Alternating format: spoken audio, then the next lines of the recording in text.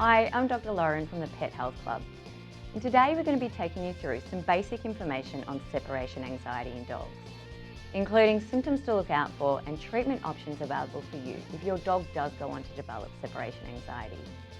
Separation anxiety is a common behavioural problem and many owners find it very hard to deal with. But more importantly, it can be quite a distressing time for your dog. Now, it's important to realise that the onset of the destructive behaviour is due to the overwhelming anxiety your dog's feeling at the time, and not because they're badly behaved.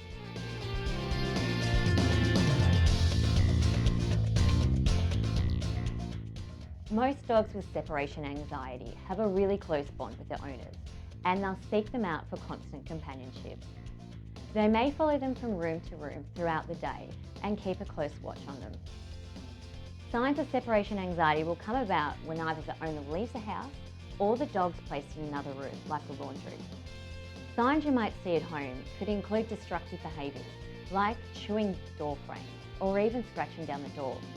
They can also include self-trauma, like licking, chewing or pulling out their nails. You may also see gastrointestinal signs, like vomiting, diarrhoea, or your dog may have a decreased appetite. And finally, you can see general distress, like panting, drooling, or pacing around the house or yard.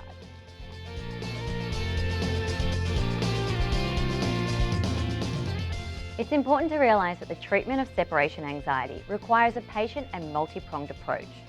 Implementation of most, if not all, of the following points, under the care and supervision of your veterinarian, will give you the best results.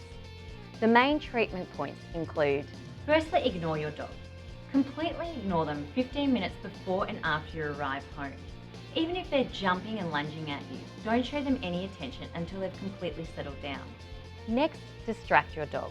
Offer them a chew toy or a treat before you leave, so they're less focused on your departure. Next, make sure they're getting plenty of exercise. Your dog needs at least 15 to 20 minutes once to twice a day of walking outside the property to ensure they get the most mental and physical stimulation. Now you need to try and desensitise your dog. Dogs are really astute on picking up small routine cues that you're about to leave, like grabbing for your keys or putting on your makeup. To desensitise them, repeat these actions multiple times throughout the day without actually leaving. And finally, medications may help to reduce some of the anxiety your pet's suffering. We only use these in combination with all the other techniques we've discussed. There are two main types of medications we use. Firstly, anti-anxiety tablets can help. And secondly, there's collars and sprays that can release pheromones around your dog that can really help to calm them down.